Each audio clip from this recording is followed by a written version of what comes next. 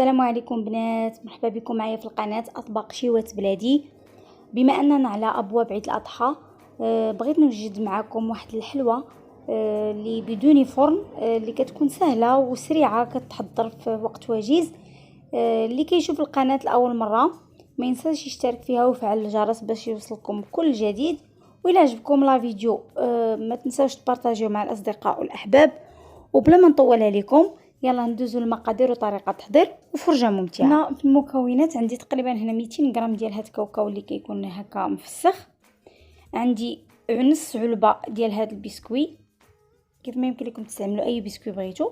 وعندي تقريبا هنا 500 غرام ديال الشوكولاط الاسود. غادي ندوز نحمر الكاوكاو ونكمل معكم. هنا الكاوكاو ديالي هو من بعد ما حمرته غادي ندوز باش نطحنو، والبسكوي حتى هو. في هذه الاثناء الشوكولاط راني درتو كيذوب في حمام مريم. دابا غنطحن المكونات ديالي باش نكملوا الطريقه ديال هذه الحلوه.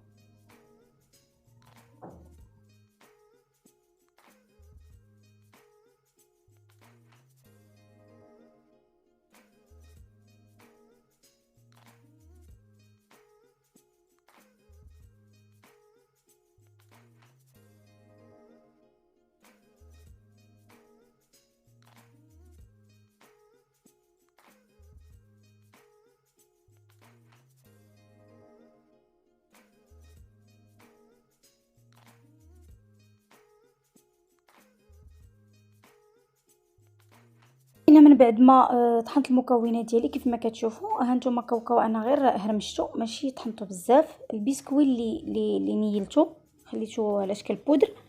الشكلاط ها هو داب صافي. دابا غادي نبدا كنضيف شويه بشويه الكاوكاو على داك الشكلاط حتى كنحصل على القوام اللي بغيت.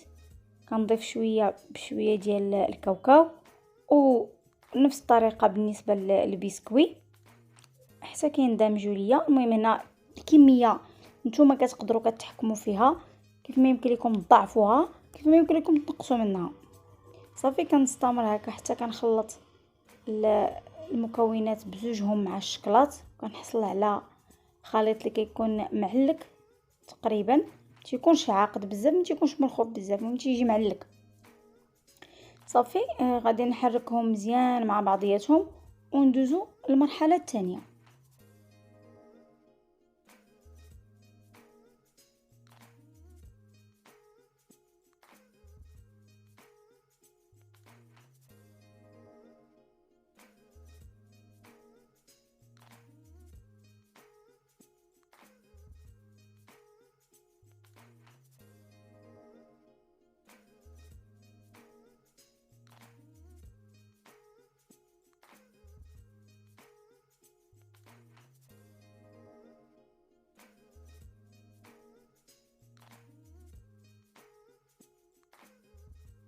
جمعت المكونات ديالي كناخذ هذا السيليكون اللي كيكون على هذا الشكل وكنبدا كنعمر الوسط ديالو بهذاك الخليط ديال الكاوكاو والبسكوي والشكلاط.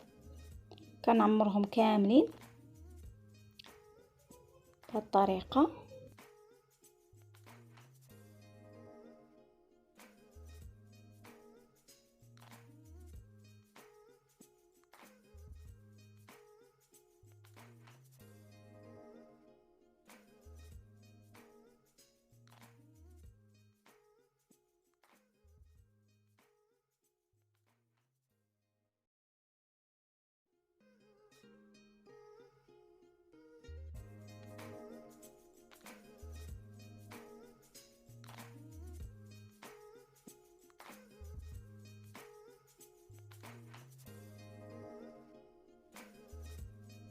اثناء ملي كملت العماره ديال هذا السيليكون كناخذ السيليكون وكنضربو على هذا الشكل باش كيتساوى ليا التحت ديالو وندوزو باش نصاوبو شكل تاني.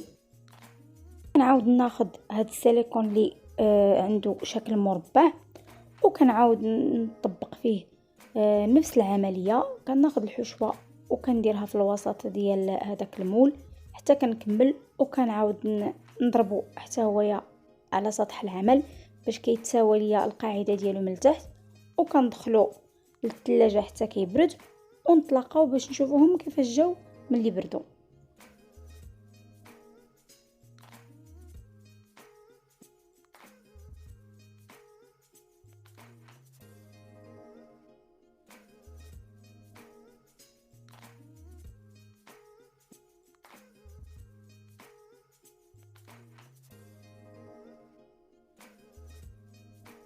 هما السيليكون ديالي ملي خرجتهم من الثلاجه كيجيو على هذا الشكل. هانتوما كيف ما كتشوفوا ملي كنحيدهم، هانتوما كيجيو مقادين مزيان من التحت. غادي نحيدهم من هذا السيليكون وندوزو للمرحله الثالثه.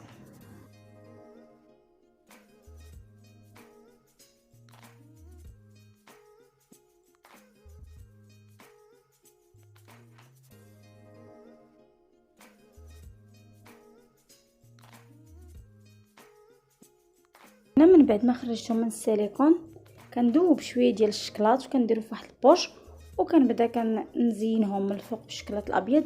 اختياري كتزيين كيعطيهم واحد الجماليه اكثر. صافي كنستمر هكا حتى كنكمل الكميه كامل اللي عندي وندوزو للشكل الثاني.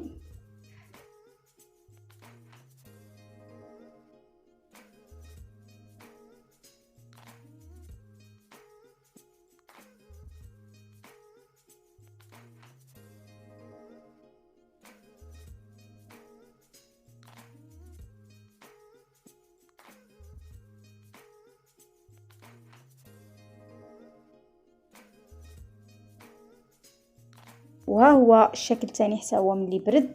هانتوما نحيدو من السيليكون باش تشوفوا كيفاش كيجي على هذا الشكل، كيجيو فيه ديك الخطوط كتزين. غندير ليه نفس الطريقه حتى هو بالشكلاط الابيض.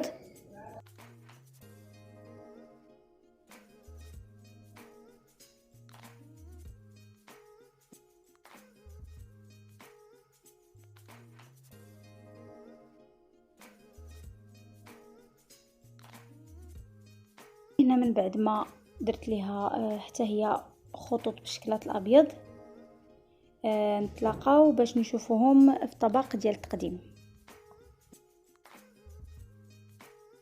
الحلوه ديالنا ملي وجدات كتجي على هذا الشكل. من بعد ما ضفنا ليها الشكلاط الابيض من الفوق، صراحه كتجي زوينه ومنظر كيجي راقي وكتجي لذيذه حتى في المذاق. انا غادي نقطع لكم واحده من الوسط تشوفوها كيفاش كتجي. كيجيو فيها دوك القطع ديال الكاوكاو. كنتمنى نال الاعجاب ديالكم وتجربوها وتردوا عليا الخبر في لي كومونتير. وإلا عجبكم لا فيديو ما تنسونيش بلي لايك وبالتعليق الزوينين. وحتى لهنا ما بقى لي الا نقول لكم السلام عليكم الى فيديو قادم ان شاء الله.